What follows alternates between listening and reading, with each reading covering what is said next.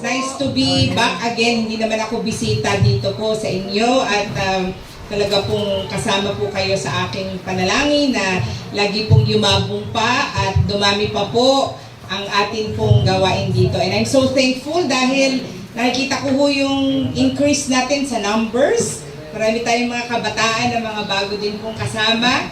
Kaya po, salamat dahil tunay na ang mga ginagawa po ng Diyos ay hindi po kailanman nagkakaroon ng walang bisa. So, lagi pong very fruitful yung ating pong worship at paglilingkod po sa Panginoon. Tayo po'y tumayo para po sa pagbasa ng kanyang salita. Ang ating pong scripture verse ay matatagpuan natin. Favorite verse po ng ating lahat, Philippians 4:19. At buhat sa hindi mauubos na kayamanan ng Diyos, ibibigay niya lahat ng inyong kailangan sa pamamagitan ni Kristo Jesus. Purihin ang ating Diyos at Ama, magpakailanman. Amen. Pagpalain po tayo ng Panginoon sa pagkabasa ng kanyang salita. Maaari na po tayong umupo. Again, good morning po sa ating lahat. Blessed Sunday po. So, kumusta po yung ating 2026?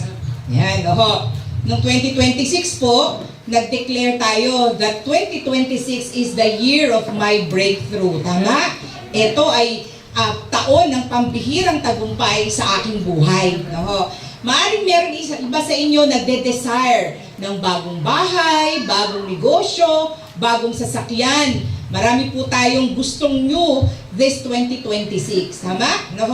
And just as when we are so excited, ito naman po, parang merong kakaiba sa ating mundo na parang hindi natin tila baga nakikita ngayon yung realization sa mga dreams natin. Tama ho? Ngayon po, reality po nung 2026, aminin po natin, mahirap pong maging positibo kapag po nakikita natin na ang presyo po ng gasolina ay mas mabilis pang tumaas kaysa sa sahod natin. Tama? Paglabas mo po ng pinto, ramdam po natin yung bigat. Dahil ang mga balita po ngayon ay hindi lang basta impormasyon, kung hindi po tungkol sa ating survival. Sa ngayon po, meron tayong kinakaharap na mga krisis, at gusto ko pong maging relevant po tayo sa mga nangyayari po sa ating mundo. Nauna, meron po tayong oil crisis na kinakaharap. So, meron pong matinding tensyon sa Strait of Hormuz at doon sa Middle East. Na yun po yung dinadaanan ng ating pong mga langis. Kaya for the first time ay tumaas po ang ating presyo ng krudo ng record high. Pinakamataas po ngayon na halos $145 per barrel. At alam po natin na ang domino effect po ng lahat ng ito o yun pong magiging epekto nito, tataas po ang pamasahe, tataas po ang kuryente, tataas po ang presyo ng bigas. Tumaas na nga po. Ang bigas po parang 63 na per kilo. So hindi na po tayo kakain ng bigas. Makaka-diet siguro tayo pag tumaas na po ng halagang 100, di ba O once a day na lamang tayo kakain po ng bigas. Yan po yung nangyayari sa atin. Pangalawa, dun sa global economy natin, sabi po ng mga eksperto, yung global growth po natin ay bumabagal na. So, hindi na po tayo umaangat.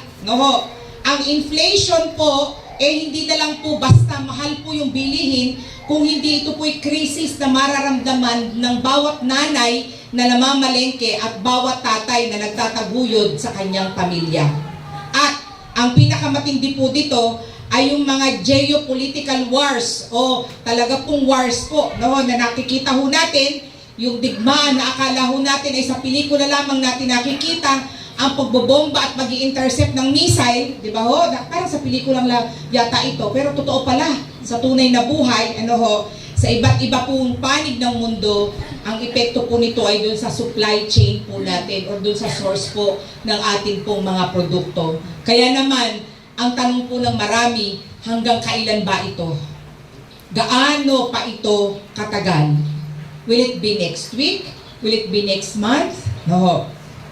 Ang sabi po ng mga economists, maaring magpatuloy ang instability na ito hanggang 2027 o higit pa. Kaya tayo po ay nabubuhay ngayon sa isang epoch of uncertainty o sa panahon po ng walang katiyakan. Pero bilang mga Kristiyano, kailangan pong magbago ang ating perspective. Mga kapatid, tandaan po ninyo, tingnan po ninyo yung kasaysayan natin. Noong 2008 po, akala po natin hindi na tayo makakasurvive sa 60 pesos na gasolina. Pero nandyan ka pa rin. Narito pa rin po tayo. Noong pong 2022, niyanig po tayo ng gyera sa Ukraine at pumalo po sa 90 ang presyo po ng gasolina. Umiyak tayo, umiyak ang mga magulang natin, pero pinakain pa rin tayo ng Panginoon. Amen? Ngayong 2026 po, nahaharap na naman tayo sa panibagong kawalan ng katiyakan dahil sa gulo ng Middle East at Iran. Ang presyo ay muling lumalampas sa ating hindi inaasahan. Bakit ko po ito sinasabi? Dahil ang history ay nagpapatunay ng isang bagay, that the crisis is temporary, but God's provision is consistent. Ang krisis po ay temporary, pero ang probisyon ng Panginoon sa atin po ay tiyak. Pinalampas po tayo ng Diyos noong 2008, itinawid niya po tayo noong 2022 at muli, hindi po tayo pababayaan ng Diyos ngayong 2026. Nais po nating tingnan na una, kailangan pong mag-trust po tayo ng tuluyan ng 100% sa ating provider at hindi sa pipeline. Yan. Minsan, mas tinitingnan po natin yung inflation rate kaysa sa grace of God. Nagpo-focus po tayo sa mga bagay na anong pwedeng mangyari, ano ang kulang sa akin, and nakakalimutan po natin who is providing. Sino ba ang nagbibigay? Malaki po ang pagkakaiba ng kingdom economy versus the world economy. Sa mundo, kapag wala po yung supply, ano po mangyayari? Magugutom tayo. Tama?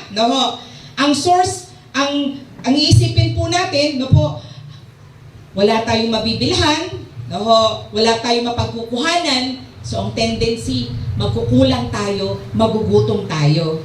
Pero sa Diyos, ang supply po ay hindi nakadepende sa pipeline ng langis na pinagkukunan. Hindi po sa Middle East.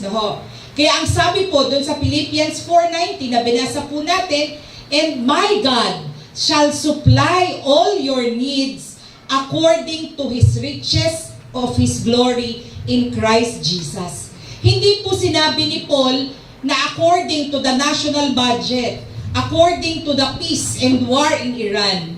Ang source po nating lahat ay ang riches of His glory. At kapag ang source po natin ay ang langit, hindi ka mauubusan kahit may krisis sa lupa. Amen? Amen po. Story po sa Bible, yun pong byuda ni Zarephath sa 1 Kings 17. Makikita ho natin yun. Noon pong unang panahon ay may matinding tagtuyot. May isang byuda po ang hininga ni Elijah. Anong hiningi niya? Harina at langis. Tama. Siguro, kung iisipin ng isang normal na tao sa panahon ng tagtuyot o sa panahon ng krisis, abay itabi mo na yan. Kasi yung harina at langis ay huling bala mo na. Wala na kayong kakainin. Tama?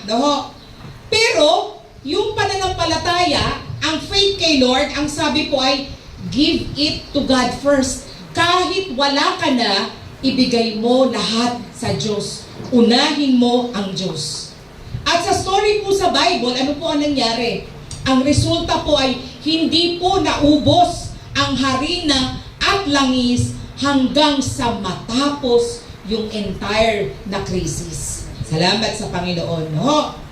Ang logic po ng mundo ay nakikita po yung nakikita ng ating mata. Okay? What is our sight? Yun. Doon tayo nakatingin. Doon po sa nakikita ng ating mata. Kapag nakita ng tao na tumataas ang presyo ng bilihin at kumukonti po ang supply, ang natural reaction po nating lahat ay self-preservation. isasalba ko ang sarili ko. Uunahin ko ang sarili ko. Kaya pupunta tayo dun sa isang puso. Ang magiging puso mo natin, the hoarder's heart. Mag-hoard ka. Hoarder ka na. Ay, bibilin ko to. Kukuhanin ko to. Kasi ang mindset po natin, kailangang itabi ko lahat ito para sa sarili ko. Para sa mag-iina ko. Dahil bukas, wala na kaming kakainin. Ang hoarding po, o yung pagtatago nyo, pagiging mataranta, bibili natin lahat, kakanyahin po natin. Ang hoarding po ay ang paniniwala na yung source po natin ay limitado at mauubos. Kaya tayo nag-hoard ng nag-hoard. Ang result, magdadamot po tayo, hindi na po tayo magbibigay, at doon lalong sumisikip yung ating mundo. Because fear suffocates generosity. Kapag may takot po tayo, hindi na po tayo magiging generous. Ang taong nag-hoard ay hindi kailanman magiging panatag. Dahil kahit gaano po ang kanya pong maipon, palagi siyang matatakot na baka kulang pa rin ito. Yan ang puso, Sa kingdom's logic naman po ay iba. Dahil tayo po ay mga anak ng Diyos, meron na po tayo ngayong abundance mindset. May tiwala. Ang logic ng kingdom ay nakakabase po, hindi po sa nakikita. And that's what where faith comes in. Yung pananampalataya ay pumapasok. I have faith. Yun po. Naniniwala tayo na yung source po natin ay hindi po ang ekonomiya, kung hindi ang creator of the universe. At dahil dyan, hindi ka hoarder's heart, meron kang believer's heart. Yan, Ang mindset po natin, ako'y channel. Ako'y daluyan ng pagpapala. Okay? Ako po hindi reservoir. Hindi po ako ipunan lamang ng tubig hanggang sa mapuno ito at bumaho. Ang channel po, hinahayaan niyang dumaloy ang tubig, kaya nananatiling sariwa. Ang math ni Lord, sabi po sa mundo natin, 10 minus 1 equals 9. Pero sa Panginoon po, sa kingdom, is 10 minus 1 equals blessings. Kapag nagbibigay tayo po patuloy ng ating tithes, ng ating ikapu, ng ating pong offering, ng pagtulong po natin sa kapwa, sa gitna po ng krisis, pinuputol po natin ang power ng takot sa ating buhay. Kaya naman, ang resulta, ang Malakay 3:10, subukan nyo. Di ba sabi ni Lord, test me on this. Sabi nga ni Lord, ang galing po ng verse 9, sabi ni Lord, kasi subukan mo ako, test me on this. If I don't open the windows of heaven. Yun po ang sabi ni Lord sa atin. Na kapag pinagkakatiwalaan po natin ang Diyos sa ating kaunti, pinapatunayan mo na siya ang Lord ng buhay mo at hindi ang ating pera. Kaya po itong crisis po na nararanasan natin ngayon, na sadyang hindi po natin alam kung hanggang kailan pa. Nag-uusap po kami ni Pastor kagabi. Sabi ni Pastor, senior citizen na rin ang palitan ng dolyares. Sabi po ni Pastor Herbert, dahil 60 na po, 61, 62, umabot na po ng ganyan. Ang kurudo, umabot na po sa 110, at ngayon po ay tataas pa, at hanggat hindi natatapos po ang gyera, ay hindi natin alam. At sangayon sa balita, ang supply na lang po natin ay kakasya na lamang hanggang buwan ng Abril. Pag binasa po natin, yung pong mga balitang to. Subalit, bilang mananampalataya, do not let this crisis turn you into a hoarder's heart. Let it be turned into a believer's heart. Ang krisis po, para po yung magnifying glass. Kung ang laman ng puso natin ay takot, gagawin ka pong madamot sa gitna ng krisis na ito. Magbibilang ka ng bawat sentimo at magkakait ka pati sa ating Diyos. Pero, kung ang laman ng ating puso ay faith, gagawin po natin na maging matapang tayo sa krisis na ito at magagawa po natin na mag-share mag-share sa simbahan, mag-share sa ating pastor, mag-share ng ulam sa ating kapitbahay na wala nang makain kahit tayo mismo ay nagtitipid. Amen po, no? Mga kapatid, ito po yung tinitingnan natin na the power of surrender. Alam niyo po, pinag-aaralan ko, tinatanong ko po ang Panginoon, Lord, bakit ganito katindi yung krisis na dadaanan namin? You promise us that 2026 will be a year of our breakthroughs. You promise us na magsisimula kami and we will end up stronger. Napakasarap na sinimulan po natin yung 2026 natin, di ba ho? Na parang ganyan. And yet, yung kalaban natin, hindi yung sarili na natin, kung hindi itong mundo na nararanasan ng bawat isa sa atin. And sabi po ng Panginoon sa atin, through our prayers, no, this is the time of really testing. Tinitest po tayo ni Lord. Tayo din po bilang mananampalataya. Hanggang saan ang ating faithfulness sa faithful na Diyos. Kahit magiging napakahirap po ng dadanasin natin sa mga susunod pang panahon. No? Mga kapatid, sa Bible po ay makikita natin yung pambihirang himala ng Panginoon. No? Sa John 6, makikita ho natin na, isipin nyo po, may isang bata na may baon ng tinapay, may baon po siya, sabi po ni Andrew, nakita niya yung baon ng bata, pero sabi po ni Andrew, ano to, napakaraming tao, paano ko pakakainin, ang lahat ng to, yun, ito lang ang meron kami tinapay, ito lang, loaves of bread, yan lang, pero ang dami pong magugutom, talaga pong libo-libo. So doon pa lang makikita ho natin na meron pong calculated fear. Yan, may takot na po tayo. Ganyan po ang tao sa gitna po ng inflation. Nagbibilang po tayo. Sinusukat po natin yung budget natin, tama? Yan, sasabihin po natin, Lord, itong 1,000 pesos ko, pambayad ko po ito sa kuryente, pambayad ko po ito sa tubig, pambili po namin ng bigas, so hindi na po ito aabot pa sa iba. Tayo po sa krisis na ito ay ginagawa po tayong calculator Christians. Later on, na makikita ho natin, kahit anak ng Diyos, magiging dependent na tayo sa numero. At kapag ginawa po natin ito, na tayo po ay calculator Christians, tayo po ay hindi makakakita ng mga milagro. Yung bata po na may dalang tinapay, hindi po siya nag-compute. Hindi po siya nag-calculate na ito'y cash na lamang sa akin. Paano ko ito bibigay ko? Kulang pa ito kahit sa 2 tao na nasa aking harapan. Pero siya po ay nag-contribute. Isipin po ninyo, kung yung batang may dala ng tinapay sa Bible ay itinago niya po yung tinapay sa kanyang bag, maaaring mabusog siya. Pero mag-isa lang po siya. Ang masaklap, mawawala po sa kanya ang pagkakataong makita na yung kanyang baon ay naging kasangkapan o milagro para mapakain yung libo-libo. Ang lesson po natin ngayong 2026 ay and beyond ay kapag po tayo ay mag-hoard po talaga anumang bagay, ng pera, ng pagkain, ng tulong, alam nyo po, ito po ay testing sa atin na pinipigilan natin ang Diyos na gumawa ng milagro through our lives sa pamamagitan po ng ating buhay. Ang hoarding po is a vote of no confidence in God. Wala tayong kumpiyansa. Wala po tayong tiwala sa ating Diyos.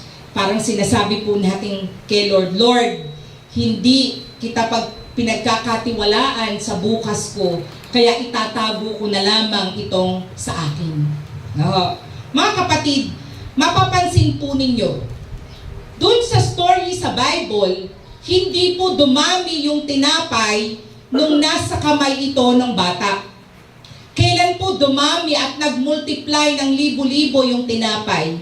Dumami po yung tinapay nung ibinigay na ito kay Jesus at noong nagsimula po itong i-distribute o ipamigay. Nakita po ninyo yun? Hindi siya pinadami muna. Magic, miracle, ayan na, 1,000 na loaf bread na tinapay, na gardenia. Okay, di ba? Hindi. Dumami ho siya nung ibinigay kay Jesus at nang ipinamigay na. Ano yun? Ano yun yung pinapamigay? Hindi na uubos. Ano yun? Parang may sumusunod na kakaiba. Ano po? So, that is the divine process. You give, and then you bless, you break, and you distribute. No? Marami pong mga Kristiyano, naghihintay po na dumami muna bago magbigay. Lord, kapag sumahod na po ako ng malaki, magbibigay po ako. Hindi po. Ang multiplication ay nangyayari sa gitna ng iyong pagbibigay. Sa gitna po ng mahal na bilihin, kapag nag-share ka ng bigas sa kapitbahay mo, doon mo makikita ang sarili mong bigas ay hindi po nauubos. Because God preserves the hand that provides for others. Nagkakaloob po ang Panginoon. No? Kaya, kung ano man po yung hawak, ito po ay testing. Bakit po ito yung pinili kong message sa atin? Sapagkat, alam ko po na mas matindi pa pong crisis ang atin pong kakaharapin. Mas matinding paghihigpit pa po ng sinturon, no? Ang atin pong mararanasan na realidad ng buhay. Maaring kayong mga anak, hindi nyo naiintindihan, tama? Ay, hindi ko naman naiintindihan yan. Attorney, hindi ko po alam yan, yung tungkol po sa mag-hoard, kasi bata pa naman po ako. Basta ang alam ko, order po ako sa Shopee. Okay, gano'n. Basta may parcel akong darating bukas. Yan ang iniisip natin, ano po. Pero yung mga magulang po natin na pinagkakasya po yung ating mga sahod, nararamdaman po iyan na parang bakit may kukulang. Kaya malaki yung responsibility natin. Bawal munang mag-Shopee. I-uninstall nyo muna yung lahat ng mga apps nyo tungkol sa mga TikTok, Lazada. At tayo'y makipagtulungan sa ating mga magulang. Mga kapatid, yung hawak-hawak natin ngayon, gaano man po yan kaliit, pwedeng pwedeng maging dalawang bagay.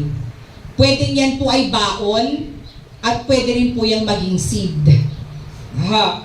Kung baon lang yan, sapat lang yan para sa isang kainan. Pero kung gagawin mong seed at ibibigay mo sa kamay ni Jesus, it can feed a multitude. In the hands of a hoarder, yung 5 loaves of bread, isang kainan. This is 1 meal for me, 1 food for me. But in the hands of Jesus, yung 5 loaves of breads po, ito po'y 12 basket ng leftover na tinapay pa. Marami ang sumunod. Kaya po yung mensahe sa atin ng krisis na ito is don't be afraid to release what's in your hand.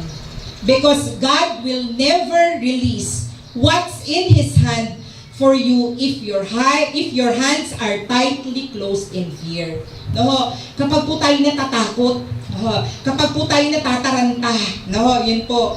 Alam nyo ho, magkaiba po yung hoarding versus believing. Yung hoarder, sinasabi natin, kulang pa ito para sa akin. Pero yung believer, ang sinasabi niya, sapat ito para sa Diyos. Yung hoarder, ang action niya, itinatago po niya. Kinukuripot natin. Ang believer, ibinibigay, ipinagkakatiwala. Lord, I trust you. No. Ang hoarder, sa kanya po, ang resulta, nananatiling maliit pa rin, limited pa rin. No po. Pero sa believer, nagmumultiply po ito dahil sa supernatural hands of the Lord. And yung security po natin kapag hoarder tayo, nakabase sa stockpile natin, nakabase sa anong nakikita natin, na tinago natin, na itinabi natin. No? Pero sa believer, nakabase po tayo sa supplier natin, which is ang Diyos. No? Kaya, ang logic po ng mundo sa panahon ng krisis natin ngayon, magdamot po tayo. Ang logic ng kingdom, magtiwala po tayo. Kaya po, huwag nating hahayaan na sa pagdaan pa ng mga panahon, makita ho natin na umuunti ang ating ibinibigay at ibinabalik sa ating Panginoon, sapagkat ang krisis kung ito ay lalo't higit ay testing ng ating pananampalataya. Will you test me in this? Sa gitna ng krisis, the same sweldo na meron ka, pero mas mahirap ng mundo, matututo pa rin kaya tayong maging open hand sa pagbibigay para po sa Panginoon. No? Alam niyo po, ang biggest crisis po natin ngayon, hindi po nasa gasoline station. Ang crisis po natin ngayon ay ang nasa ating mga isip. Dahil anxiety po is the inflation of fear. Totoo po na nakakapagtakot, totoo ho, na parang nakakatakot ng dumaan sa kalsada. Ang gasolina ay hindi mo na maintindihan kung papaano po babayaran, kung magkano ang iyong igagasolina, ramdam na ramdam po yan. Sabi nga po nung kamiting ko nung isang araw, ang kanya daw kung full tank dati ay 4,500, ngayon daw po ay 7,500. Grabe, hindi rin mo ako makapagpa-full tank na nasasakyan, natatakot po ako mag-full tank. So kung magkano na lang po, hanggat kaya po, hanggang dito na lang, kakayanin yan. Talaga kung may testimony po kami, doon po isang araw, nanood po kami ng laro po ni na Coach Mag, sa Kalayo na Sugbo. Talaga pong ang gas namin ni Anjon, mga 1,000 lang. Talagang ganun lang po ang gas namin, ganyan. Hanggang sa kami po ay pumunta ng Kalayo. Naku, wala po kami talaga nadaan ng gasolina. Gasolinahan. So yung dadaanan po namin sa Nasugbo, doon sa mga Pico de Loro, wala po talaga kasi gabi na. So, nag-warning na, nagkulay pula na po yung namin, and then pataas pa po bago po kami makalagpas sa Ternate, ganyan. Naku, talaga po yung panalangin po namin ako in Jesus name, kasi sabi ko paano pag tumirik tayo dito, wala naman tayong kakilalang, hindi naman tayo paparahan, ganyan. Naku, salamat po sa Panginoon, talaga pong nagsignal na, wala na po kaming gasolina, pero nakarating po kami sa Ternate at nakapagpagas po kami. Talaga pong salamat sa Panginoon dahil hindi namin naranasan po na kami po itirik dahil wala na po kaming gasolina. Pero yun yung peace ni Lord The greatest gift ni Lord sa atin is kahit po may pinagdaraanan tayong ganito po kahihirap, meron po tayong kapayapaan na nagmumula po sa Panginoon. Tama? Sadya pong natatakot tayo. Sino po ba naman ang hindi? Tama ho? Sadya pong nakakapag-alaala. Normal po yan sa atin. Pero meron tayong kakaibang katahimikan o kapayapaan na nagmumula ang Diyos. Kasi sabi niya sa Isaiah 26:3, "You will keep in perfect peace those whose minds are steadfast because they trust in you." Ang isang salita po dito ay steadfast. So tayo po'y matatag. Tayo po'y hindi matitinag. Katulad po ng kwento ni Jesus sa loob ng storm, sa loob ng bangka na binabagyo, habang may malalakas po na bagyo at lumulubog pa yung bangka, ano po yung ginagawa ni Jesus? Natutulog siya. Bakit? Because He knew that the storm outside was nothing compared to the power He held inside. Ang giyera po sa labas, yung global crisis po natin ngayon, ay hindi dapat maging giyera sa loob ng puso mo. You can sleep in the storm if you know that the master of the storm is in your boat. Nasa bangka po natin ang Diyos. Kaya wag nating hahayaan na pumasok po yung tubig ng takot sa loob ng bangka ng buhay mo. Mga kapatid, ngayon pong panahong ito ng krisis, meron po akong maiksing tatlong iiwanan po sa atin. Una, let's shift to stewardship. Stewardship po. Wag lang pong mag-survive ang main goal natin sa buhay kung hindi maging steward po tayo ng Panginoon. Maging katiwala po tayo ng ating pong Panginoon. Let us cut the luxuries. Ayan, so bawal muna tayong kumain sa Jollibee. Okay po? I-cut natin lahat ng luxury ng buhay natin. But never cut your generosity. Amen? Wag babawasan yung pagbibigay natin sa Panginoon. Lalo kang magbigay kahit nahihirapan ka. Dahil kapag nagbibigay ka sa gitna ng kakulangan, dinedeclare mo, my God is bigger than inflation. My God is bigger than this global crisis. Kaya mamaya po, sa pagbibigay po natin sa Panginoon, kung iniisip natin, magagasolina pa ako, marami pa akong bibilin, yung mga anak ko, magtutuition fee.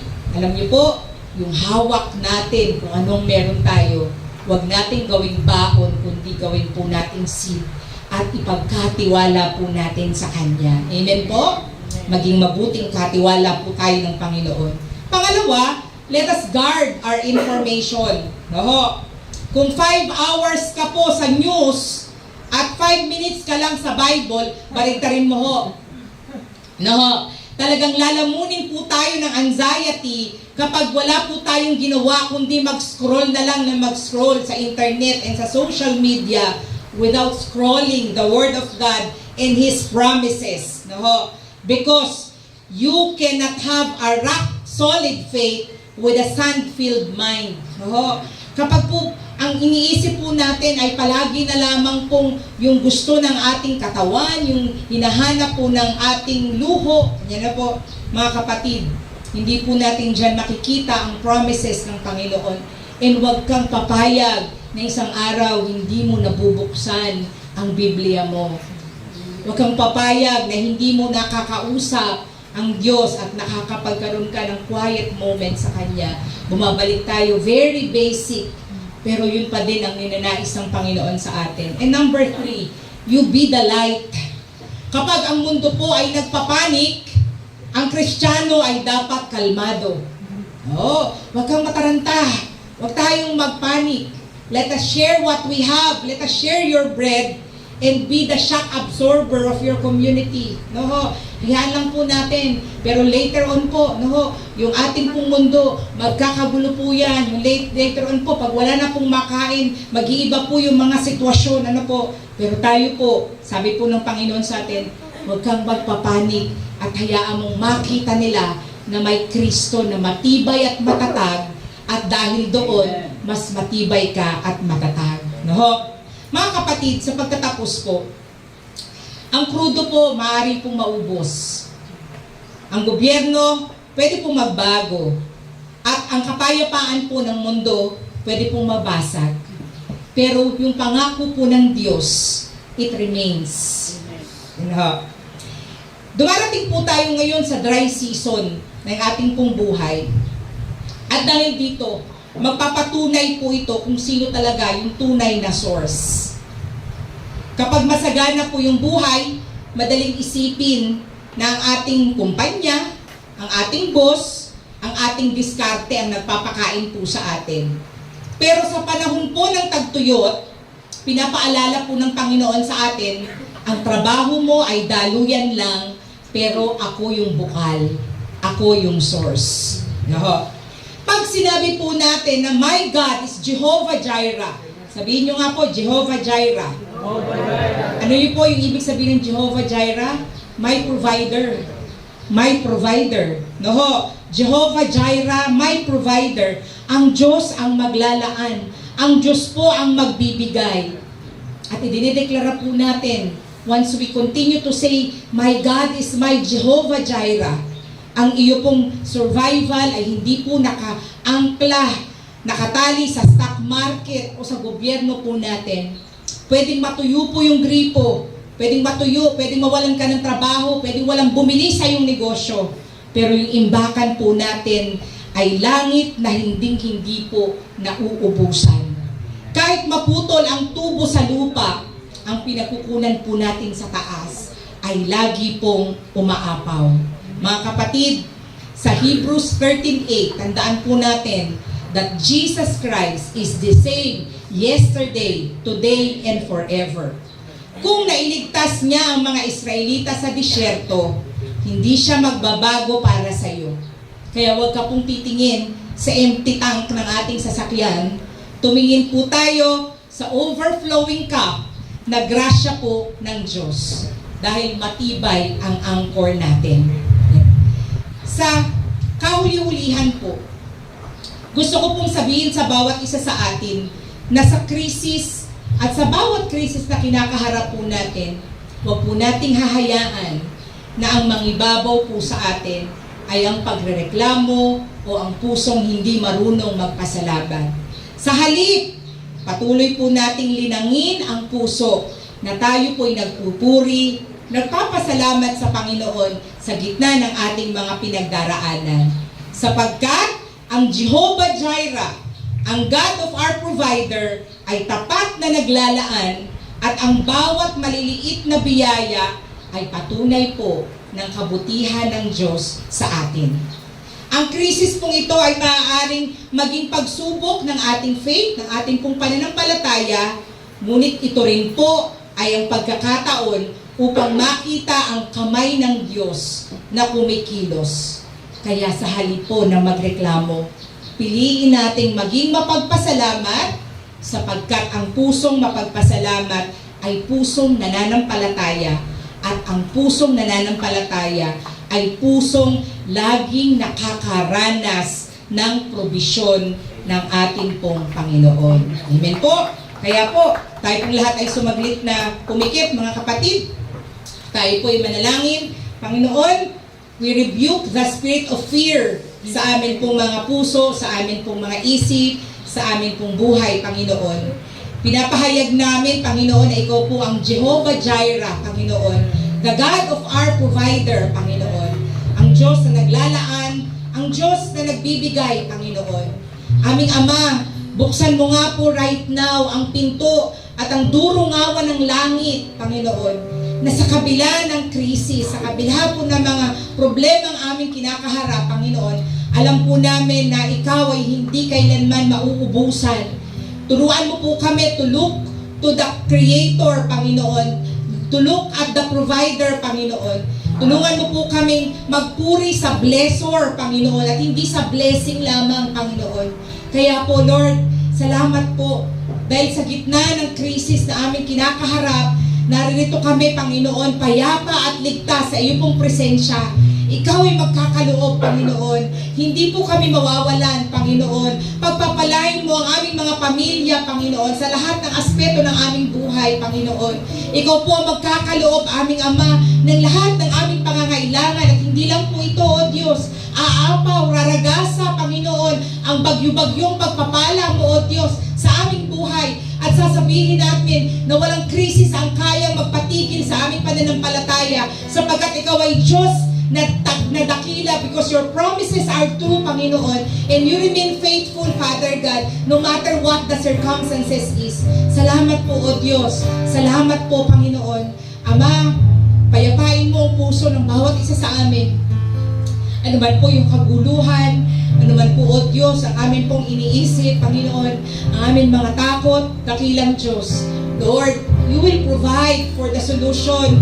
You will provide for all of our needs, Panginoon. You will answer our prayers. And right now, Lord, there's an open heaven, Father God, welcoming our prayers, Father God. Kaya po, O Diyos, tinatanggap po namin. We receive it, Father God. We receive your answers, Father God. We receive your solutions, Father God. We receive your blessing, ang aming Ama.